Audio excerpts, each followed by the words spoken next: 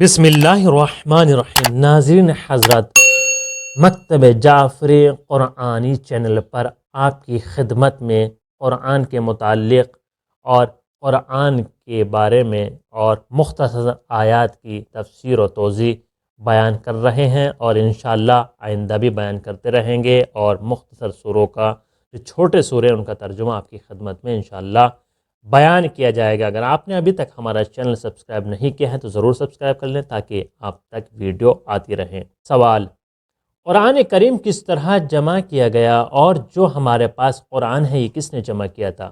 جواب: علامہ طباطبائی نے فرمایا کہ قرآن زمانے حضرت محمد مصطفیٰ صلی اللہ علیہ وآلہ وسلم میں جمع نہیں کیا گیا، بلکہ بعد از رحلت حضرت محمد مصطفیٰ صلی اللہ علیہ وآلہ وسلم حضرت علی علیہ السلام نے حسب وصیت قرآن کو 6 مہینے میں جمع کیا اور خلیفہ وقت کے سامنے پیش کیا، لیکن اس نے اس قرآن کو قبول کرنے سے انکار کر دیا۔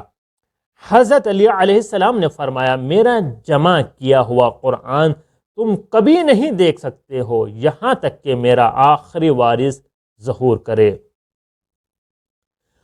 اور رسول اکرم کے زمانے میں قرآن کو مختلف صحابیوں نے اپنے اپنے انداز میں مختلف طریقوں سے لکھا ہے۔ مختصر آیات، کسی کے پاس 2 آیات، کسی کے پاس 4 آیات، سب نے اسی طریقے سے لکھا۔ بعد میں اس کو سب کو ایک جگہ جمع کیا گیا اور ایک قرآن کی شکل دی گئی۔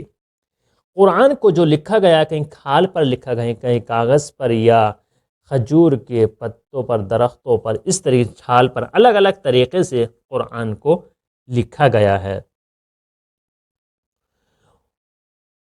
عثمان کے زمانے میں قرآن میں حرکتیں اور نقطے، یعنی حروف الف با تا وغیرہ، یہ سب نقطے سے خالی تھے، ان پر نقطے نہیں تھے، جس کی وجہ سے قرآن کے معنی میں شدید اختلاف ہو گیا۔ اس لیے ایک قرآن کو تمام بلاد اسلامی میں نافذ کرنے کا مشورہ حذیفہ یمانی نے دیا اور ایک کمیٹی تشکیل دے کر قرآن کے نسخے نویسی کا کام انجام دیا، اور تمام بلاد اسلامی میں قرآن کو پخش کرا دیا گیا، یعنی تقسیم کر دیا گیا، اور جو قرآن ہمارے پاس ہے یہ وہی قرآن ہے جو خلیفہ وقت نے جمع کرایا تھا۔